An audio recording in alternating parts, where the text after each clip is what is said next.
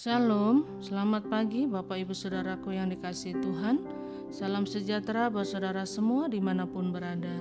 Kembali saya mengajak Bapak Ibu Saudara untuk bersatu teduh dan berdoa dalam renungan penuntun kehidupan setiap hari. Kiranya damai sejahtera dan sukacita oleh Roh Kudus senantiasa melimpah dalam hati dan kehidupan kita semua. Tema renungan penuntun kita hari ini, tak bercacat. Ayat bacaan kita terdapat di dalam 1 Tesalonika 5 ayat 23 sampai 28 dan ayat yang ke-23 berkata demikian. Semoga Allah damai sejahtera menguduskan kamu seluruhnya, dan semoga roh, jiwa dan tubuhmu terpelihara sempurna dengan tak bercacat pada kedatangan Yesus Kristus Tuhan kita. Bapak Ibu Saudaraku yang dikasihi Tuhan, tahukah kita bahwa hidup orang Kristen adalah hidup yang punya standar luar biasa?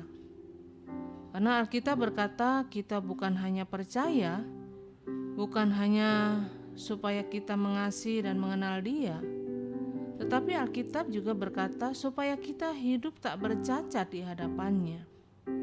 Artinya setelah kita mengenal Dia, kita tahu tentang Dia, lalu kita percaya dan mengasihi Dia, maka selanjutnya kita harus hidup tak bercacat di hadapannya. Saudaraku yang dikasihi Tuhan, mengapa hidup Kristen adalah hidup yang punya standar tinggi, yaitu hidup tak bercacat? Secara manusia kita tidak mungkin bisa hidup tak bercacat. Nah, pertanyaannya, bagaimana kita dapat dimampukan untuk hidup tidak bercacat? Dari ayat bacaan kita hari ini kita belajar dari ayat yang ke-23 bahwa jika kita sadar bahwa kita sudah dikuduskan, maka kita mampu untuk hidup tidak bercacat. Dari pihak Allah sesungguhnya Allah sudah menguduskan kita. Jadi kekudusan di sini bukan kekudusan karena kemampuan kita sendiri, tetapi dari pihak Allah, Allah yang sudah menguduskan kita. Tugas kita hanya satu. Adakah kita mau dikuduskan? Saat kita jatuh kembali, Roh Kudus menolong kita, mengingatkan kita, maka disitulah kembali kita dikuduskan. Kalau kita tahu bahwa kita salah, jangan kita keraskan hati kita. Kalau kita tetap hidup tidak berubah, ini yang disebut hidup yang bercacat. Dan yang kedua, jika kita mau mendengar panggilannya, ayat 24, artinya ketika kita mulai jauh, kita diperdulikan oleh Tuhan, kita ditegur, diingatkan dari yang jahat. Kalau kita mulai jauh, Tuhan mulai ingatkan kita. Tuhan mulai panggil kita kembali. Tetapi persoalannya, maukah kita mendengar panggilan itu? Kadangkala kita harus dipukul oleh Tuhan baru kita sadar. Kadangkala kita harus mengalami tantangan yang berat, sakit yang parah, masalah yang datang silih berganti, dan kita berkata, "Aku tidak kuat, aku tidak mampu." Inilah teguran Tuhan dan panggilan Tuhan buat kita. Dan yang ketiga, jika kita percaya bahwa Dia setia dan Dia akan menggenapi janjinya, ayat 24. Dia setia artinya Dia tetap menemani kita. Dia setia artinya Dia tidak pernah meninggalkan kita. Dia bukan hanya setia, tetapi janji-janjinya selalu Dia genapi. Jadi kita bisa tetap tak bercacat karena Dia setia. Dia setia menegur kita, Dia setia mengingatkan kita, dan Dia setia mengampuni kita. Dan yang keempat, bagaimana kita dapat dimampukan untuk hidup tidak bercacat? Karena kita didukung oleh saudara-saudara seiman dalam kasih. Ayat 24-27 dijelaskan. Itu sebabnya penting sekali kita punya pergaulan yang rohani.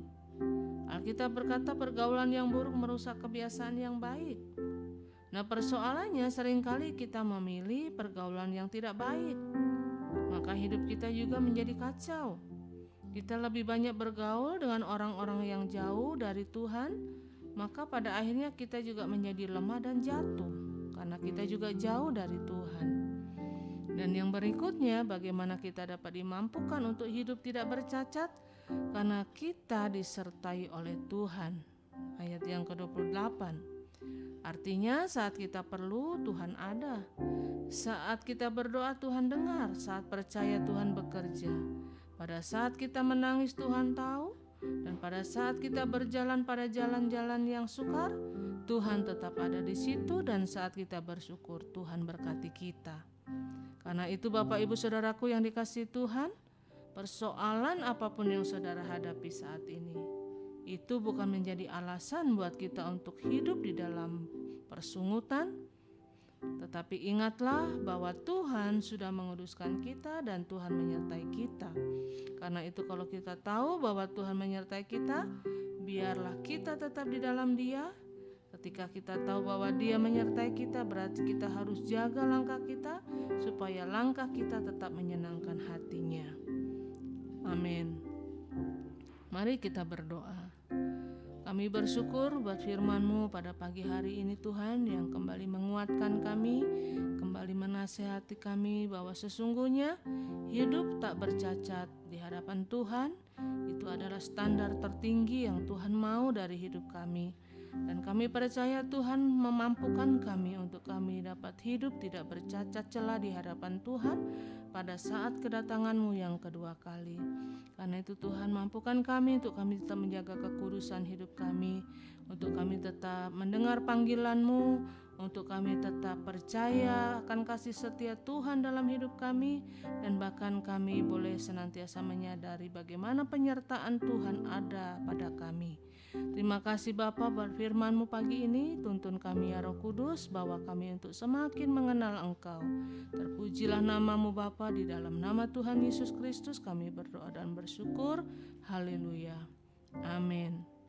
Kiranya berkat yang sempurna dari Allah Bapa kita, kasih karunia dari Tuhan Yesus Kristus, dan persekutuan yang indah dengan Roh Kudus menyertai kita semua dari sekarang ini dan sampai selama-lamanya. Maju terus dalam tuntunan Tuhan, tetap semangat, sampai jumpa esok hari dalam penuntun kehidupan setiap hari, dan Tuhan Yesus memberkati.